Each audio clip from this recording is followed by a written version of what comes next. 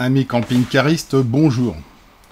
Ça fait déjà un bout de temps que j'ai pas produit de vidéo technique.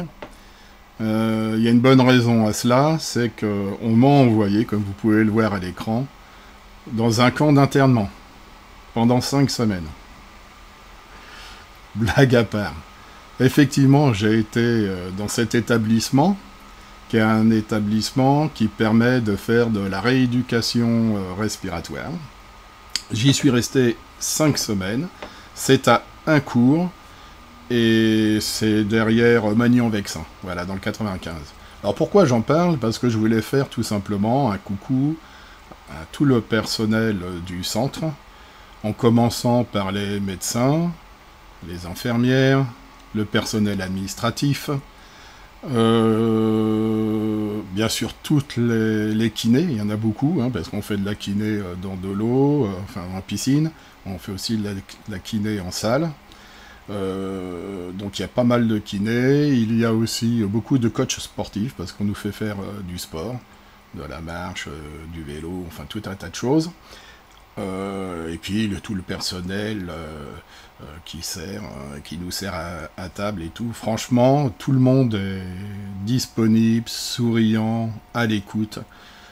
On est vraiment bien entouré et je tenais à les remercier, encore une fois. D'autant plus que dans ce personnel, il y a des camping-caristes, et je suppose, connaissant ma chaîne, qu'ils vont se reconnaître. Donc, j'ai pas eu beaucoup de temps pour faire des montages vidéo. Par contre, je rentrais le week-end. Et le week-end, j'ai commencé à travailler sur le chauffage gasoil. Si vous vous souvenez bien, dans mes dernières vidéos, j'ai dit que j'allais installer un chauffage gasoil en complément de mon chauffage gaz Truma.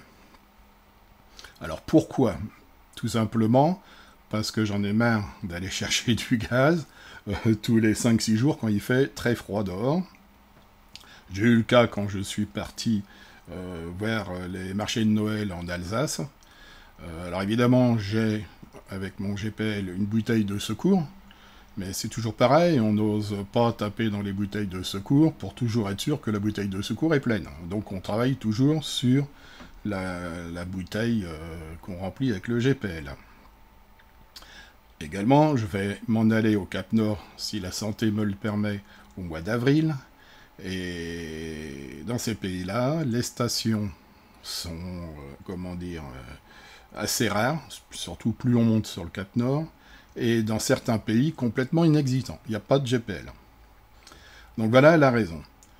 Je dis ça pourquoi? Parce que vous êtes été nombreux à m'écrire en me disant « Mais fais pas ça, le gasoil, ça va te coûter une fortune. » J'en ai eu autant qui m'ont dit surtout « Vas-y, ça va te coûter moins cher. » Donc j'ai voulu me rendre compte par moi-même et je vais vous faire voir un petit peu ce que ça...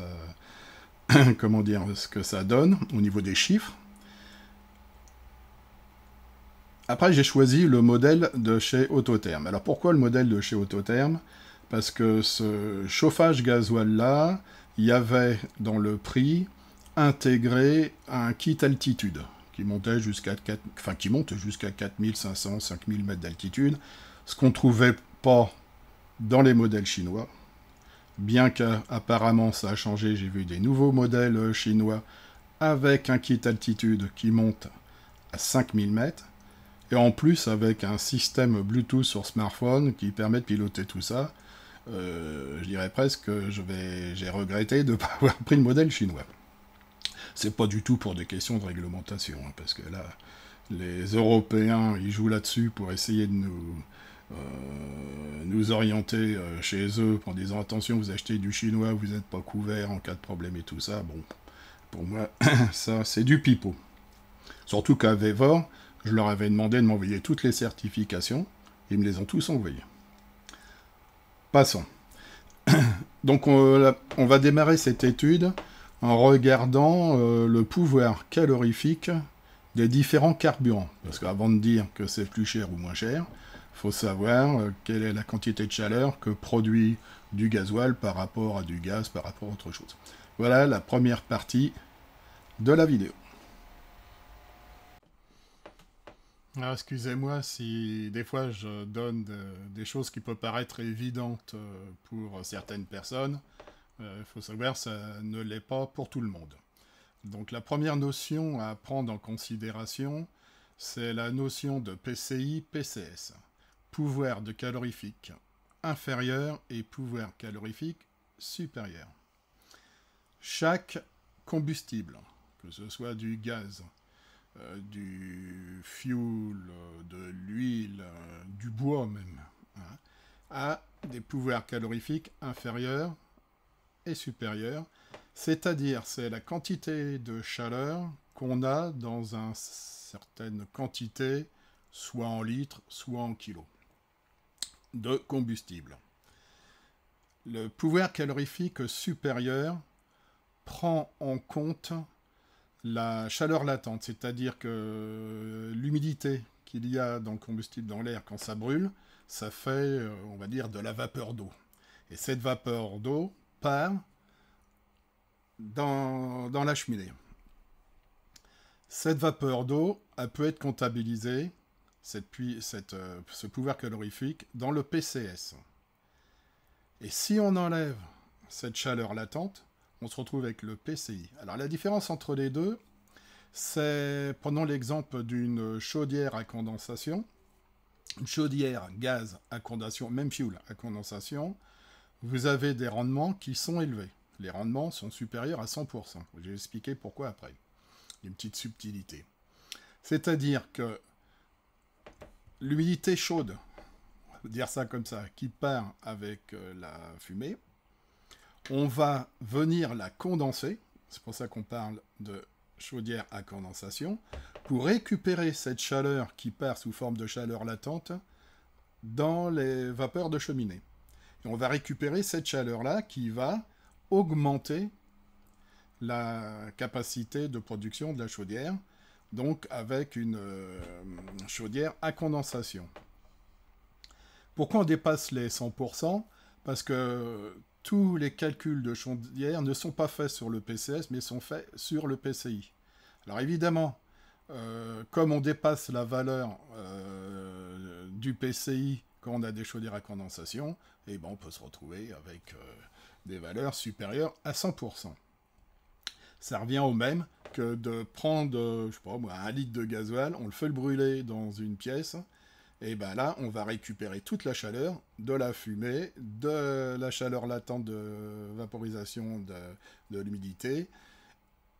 Ça va être dans la même pièce. Un peu comme les poêles pétrole, quoi. Voilà, c'est comme ça, c'est le principe, c'est pour ça qu'on dit que c'est économique. Alors sur le net, on retrouve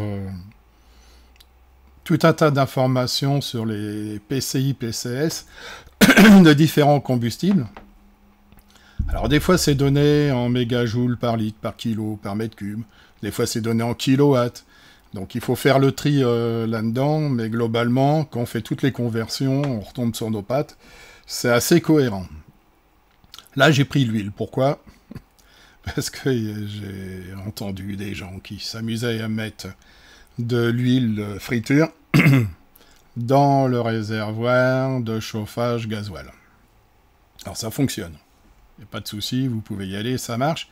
Mais je ne garantis pas que vous n'allez pas encrasser votre appareil. Pourquoi ? Alors si on regarde ce tableau, il y a la colonne gasoil, c'est la partie intéressante, c'est la référence en fait, par rapport à l'huile, hein, j'entends. Vous avez un indice de cétane, c'est l'inflammabilité du gasoil, qui est supérieur à 49 sur le gasoil et à 31,8 par exemple sur l'huile de colza. Après, vous avez les PCI qui est largement inférieur, hein, puisque là sur l'huile de colza on est à 34 mégajoules par litre, pour 35 voire 36 mégajoules par litre de gasoil. On regardera un petit peu tout ça tout à l'heure, mais ce qui est important de savoir, c'est que pour avoir une bonne combustion, les appareils sont réglés pour du gasoil. Donc avec un certain apport de gasoil par rapport à l'air extérieur en oxygène pour que la combustion soit parfaite. On en parlera sans encrassement. Il est pas... Comment dire, si vous le mettez de l'huile à l'intérieur, les réglages ne seront pas les mêmes. Et vous n'allez pas avoir la même combustion. Donc vous risquez fortement d'encrasser votre chauffage gasoil. Voilà. Bon, c'était pour vous faire voir qu'il existait également sur le net des tableaux sur tout, mais on va regarder maintenant ce que j'ai rassemblé pour pouvoir faire des comparatifs. Alors voici un tableau qui est peut-être le plus intéressant. Alors ceux qui ont regardé la première version de la vidéo, vous êtes aperçu qu'il y avait une coquille dans ce tableau. Ouais, effectivement, avec les tableurs, des fois, il suffit peu de choses pour faire une erreur, et elle m'avait pas sauté aux yeux. Donc j'ai refait cette partie de la vidéo que je vais de nouveau vous commenter. Alors, j'ai pris quelques carburants, hormis la première ligne où on a le prix de l'électricité pour faire une référence, hein, qui est de 22 centimes. C'est un prix que j'ai trouvé, c'est le prix de l'EDF, hein, classique, pour un abonnement classique. Alors à ce jour, hein, je parle, là on est le 23/12 2023, évidemment ça va varier. Nous avons l'essence. Alors le butane propane en bouteille de 13 kg, le GPL, le fuel domestique, pour avoir une petite référence, et le gasoil. J'ai également mis le pétrole et l'huile de tournesol pour ceux qui font tourner leur chauffage à l'huile. Voilà, ça va permettre de voir donc les différentes densités, parce qu'effectivement, quand on trouve les éléments sur Internet, ils sont donnés soit au mètre cube, soit au kilo, soit au litre. Et après, il faut tout remettre, faire des conversions. Parce que des fois, c'est donné en kilowatts, des fois, c'est donné en mégajoules. Enfin, c'est un peu le bordel. Et bon, j'ai tout remis ici pour avoir en finalité des kilowattheures par litre. Puisqu'en fait, on achète soit des litres d'essence. Alors, il n'y a que les bouteilles de 13 kg qu'on achète en bouteille, mais là je l'ai reconverti en kilowatts par litre. Alors que voyons-nous? Bon, l'essence, très peu d'intérêt. La seule chose que je voulais faire voir au niveau de l'essence, c'est qu'en fait, sur l'essence, on a un PCI à 12,22, ce qui est supérieur au PCI du gasoil.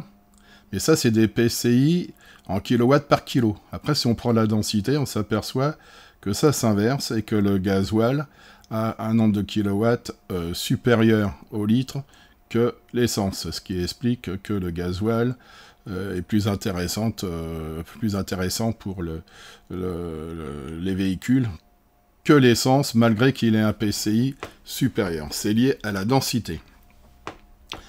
Les bouteilles de butane propane. Alors, je suis allé faire un petit tour au Carrefour à côté de chez moi, pour relever le prix du GPL, des bouteilles et du gasoil. Donc tous les prix que vous voyez, c'est un prix à un moment donné, hein, je les ai pris hier.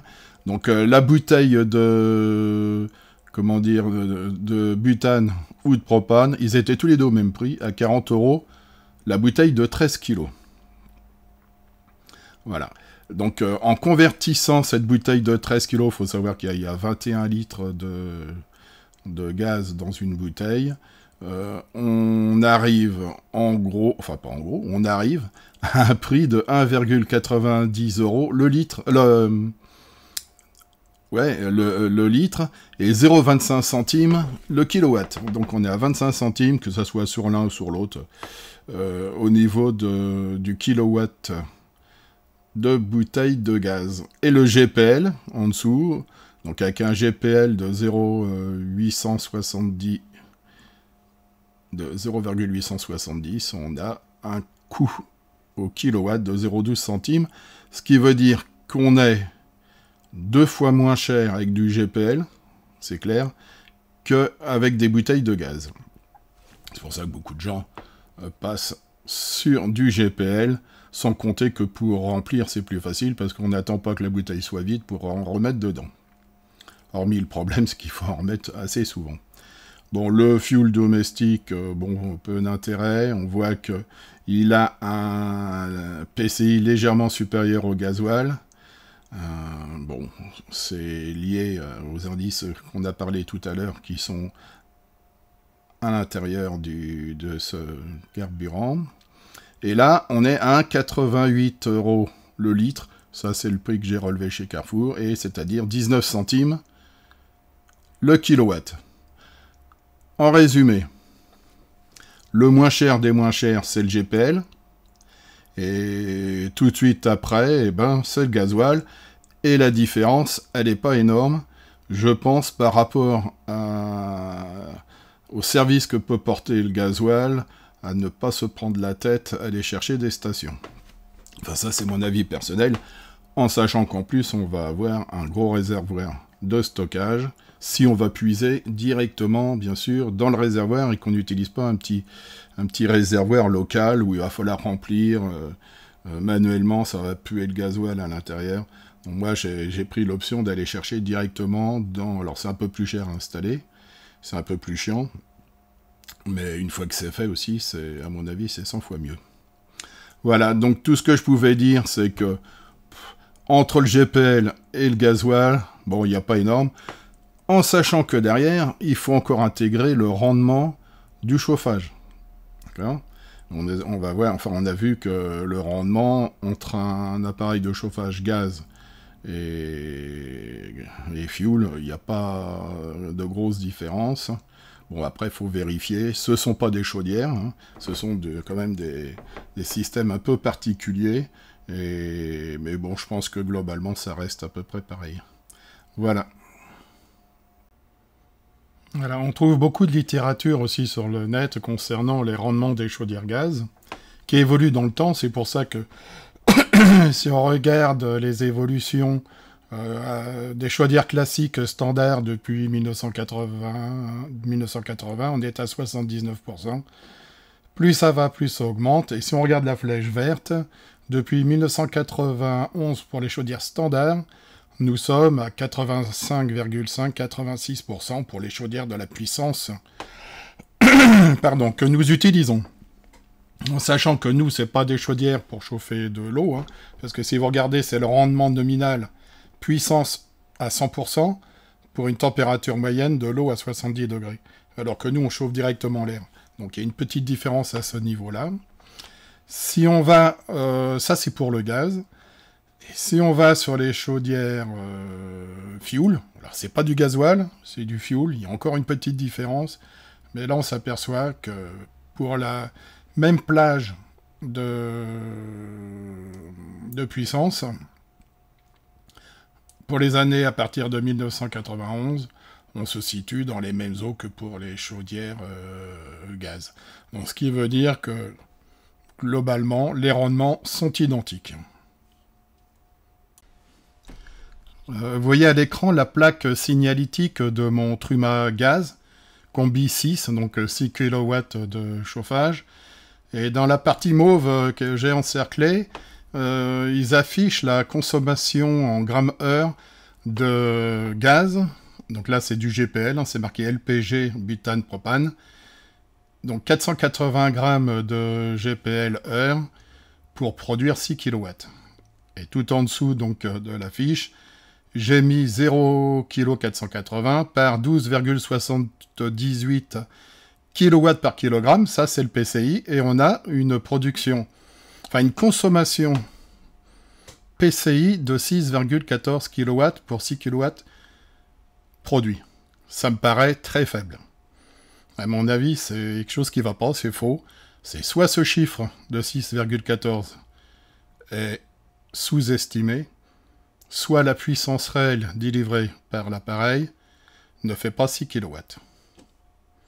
Ça, c'est pas possible d'avoir un rendement pratiquement égal à 100%.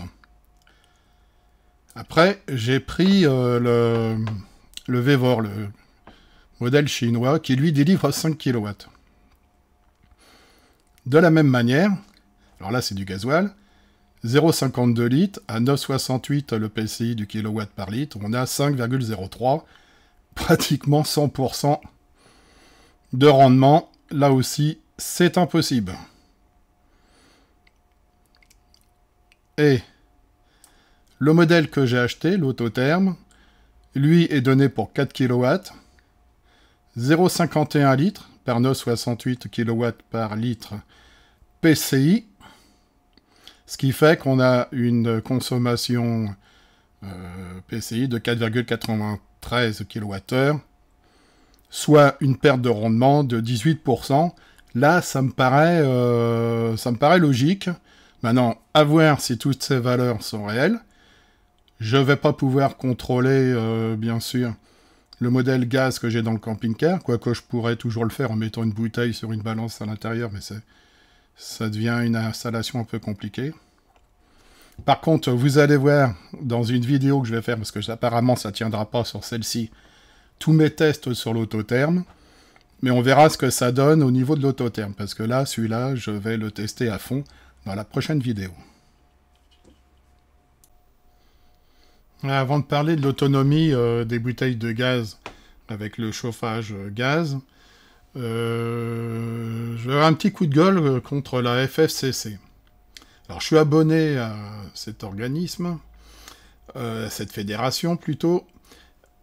J'ai eu un hors-série au mois d'octobre que vous voyez à l'écran, et là, je suis tombé sur le cul. Alors, franchement, je me demande si ces gens-là sont là pour soutenir les camping-caristes ou pour les enfoncer. Concernant le permis B, qui devait théoriquement, on espérait, passer à 4,5 tonnes, a priori, si vous lisez l'article, je vais vous en lire quelques extraits, il semblerait qu'ils ne sont pas du tout convaincus de l'utilité de cette mesure. Voilà ce qu'ils disent. Bon, j'arrive en bas de page. Hein. Et si finalement la position mesurée de l'Europe de permettre de conduire un véhicule de 4,25 tonnes avec un permis B était tout simplement frappée du coin du bon sens. Et dans l'air du temps. Pourquoi du bon sens?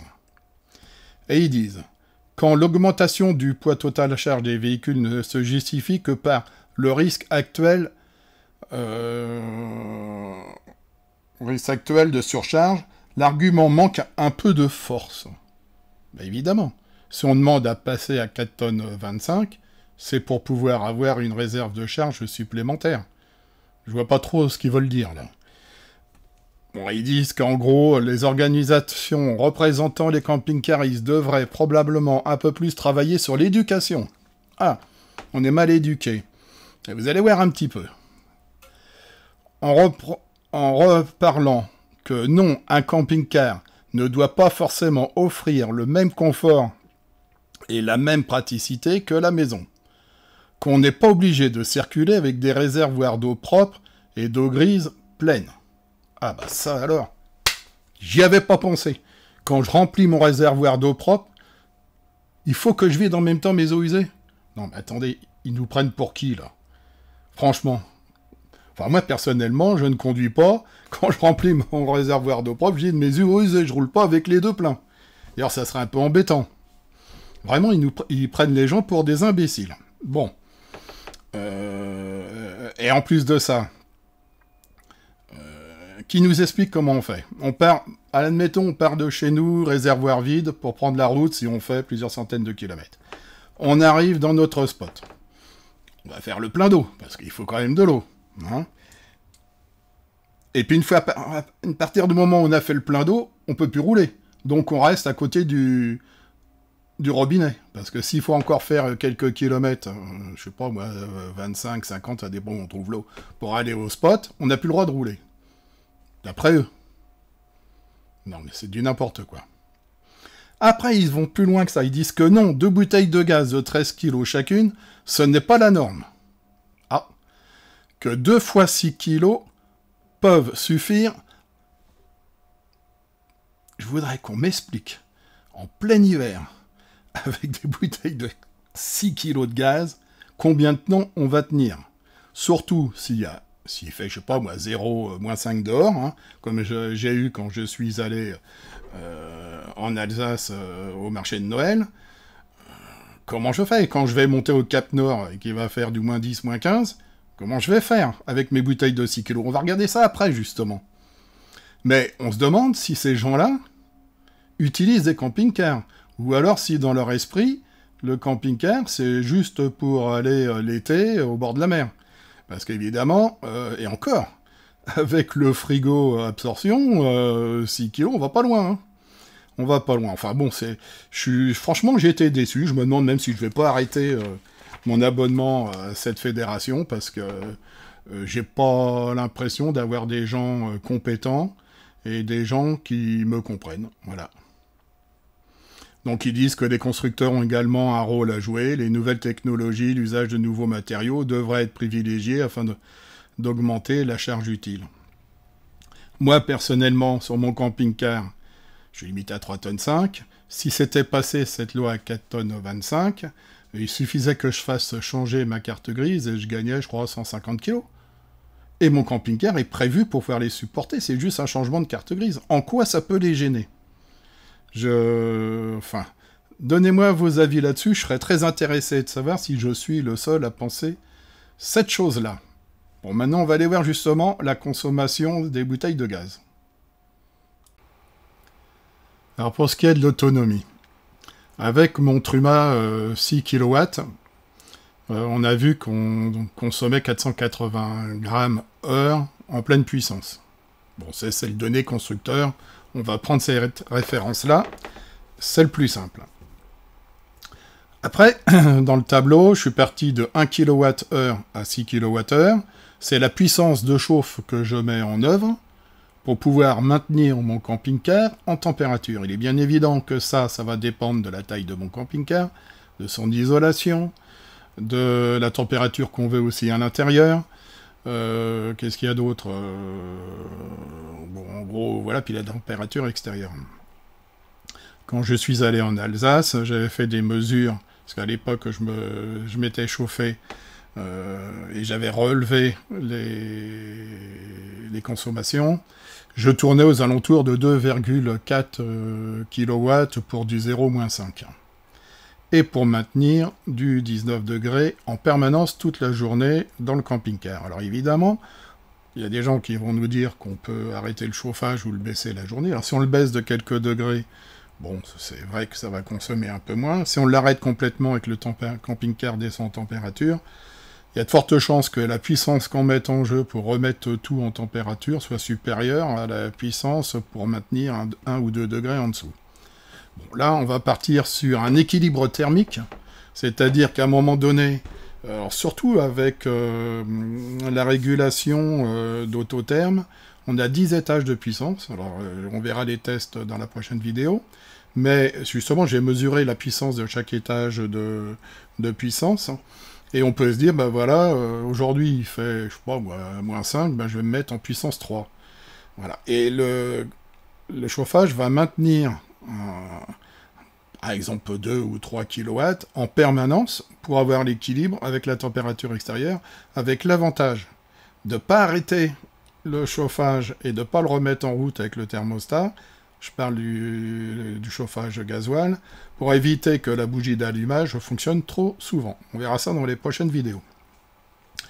En tout état de cause, avec mes 13 kg de bouteilles, si vous regardez sous la flèche verte, si je me mets, allez, on va dire à 2 kW, c'est-à-dire, allez, du 0+5 extérieur, pour mon camping-car, je vais tenir 3,4 jours. Voilà. Si je suis à 3 kW, ça doit correspondre à peu près à du moins 5. Alors 3 kW, bah, je vais tenir 2 jours. Tous les 2 jours, je vais vider 13 kg de ma bouteille. Voilà, 13 kg. C'est-à-dire que si j'ai 1 kg des bouteilles de 1 kg comme donne le FFCC, et ben tous les jours, je change ma bouteille. Et là-dedans, on ne rentre pas en ligne de compte le frigo absorption, l'eau chaude et la gazinière, enfin la plaque à gaz. On chute, surtout avec le frigo absorption, on chute. Hein. Bon, l'hiver, c'est vrai qu'il va consommer un peu moins. Mais quand même, ça consomme. Maintenant, si on est en plein pot, à 6 kW, vous allez voir, hein, on tient une journée. avec une bouteille de 13 kg. C'est pour ça que j'ai choisi de passer sur un modèle gasoil, pour pouvoir éviter justement le changement de bouteille ou le remplissage GPL trop fréquemment, parce que j'ai un réservoir de 90 litres, et puis en plus de ça, je m'arrête pour faire le plein de carburant, voilà, j'ai mon plein pour le chauffage, et nous avons vu que entre gaz et fuel, enfin entre gaz et gasoil, la différence de coût est pas énorme. Alors, en ce moment, ça peut varier, le gasoil peut augmenter, mais le gaz aussi, alors voilà. Donc là, on a une idée un petit peu de l'autonomie qu'on peut avoir, autonomie en désobéissant à la FSCC. Bon, on va se terminer là. Dans la prochaine vidéo, je vais vraiment décortiquer le taux terme. Hein. Je vais vous faire voir quelques petites photos là pendant que je conclue. J'ai démonté l'appareil. Je vais faire des consommations électriques. Regardez combien consomme la bougie d'allumage. Regardez combien consomme l'appareil à tous les niveaux de puissance. Pardon, et surtout combien il produit. Donc je vais recalculer les débits d'air. Comme vous pouvez le voir, j'ai fait avec la méthode de l'anémomètre, mais je vais le faire aussi par une autre méthode. Je vous montrerai comment faire. Tout ça pour faire un petit bilan de cet appareil. Alors je vous dis tout de suite, j'ai été déçu, mais c'est intéressant. On va regarder ça. Ça va pas m'empêcher de le poser. Alors je vais le mettre sous le camping-car. Je vais prendre l'air dans le camping-car et le souffler dans le camping-car. Je dis ça pourquoi? Parce qu'il y en a beaucoup, j'ai vu, qui prenaient l'air à l'extérieur et qui le soufflaient dans le camping-car. Alors, ça, pour moi, ça pose plusieurs problèmes. Premier problème, si on prend les 168 mètres cubes, admettons que dehors, il fasse 0, et que je veux maintenir mon camping-car à 20, il va falloir prendre 168 mètres cubes, les faire passer de 0 à 20 degrés, et bien rien que ça consomme 142 watts. Et ouais, je vous expliquerai comment calculer tout ça. 142 watts, et vous n'avez pas encore attaqué l'équilibre thermique du camping-car pour le maintenir en température. Vous avez simplement élevé la température extérieure à la température du camping-car. Ça, c'est une chose. Deuxième chose, vous prenez l'air extérieur que vous soufflez dans le camping-car. Si jamais il y a des vents contraires et que vous récupérez les gaz d'échappement du chauffage, ou pire, les gaz d'échappement d'un camping-car à côté qui tourne au ralenti, vous allez avoir du monoxyde de carbone dans le camping-car. Donc de toute façon, il faut poser un appareil de toute façon. Mais même, je ne vois pas trop l'utilité de faire ce genre de choses. Donc je vais le mettre en dessous, je vais prendre l'air dans le camping-car, je vais passer par un silencieux, vous verrez ça, et je vais le ressouffler dans le camping-car, et je vais faire tout un tas de mesures. Alors bien sûr, toutes ces mesures que je vais le faire avant la pause, dans mon atelier, avec tout mon matériel. Et vous allez voir, il y en a beaucoup du matériel. Mais bon, pour ceux qui s'intéressent, c'est intéressant, c'est pas du le truc il marche bien, il est économique. Je consomme 2 litres de gasoil à la semaine au sport d'hiver. J'ai entendu déjà ce genre de choses. Donc là, on va voir ça d'une manière sereine. Et puis c'est intéressant. On en reparle. Bientôt, j'espère. J'ai encore quelques mesures à faire. Et je crée la vidéo tout de suite après. Donc je vous souhaite à tous de bonnes fêtes de fin d'année. Et puis là, on se dit à l'année prochaine, carrément. Au revoir.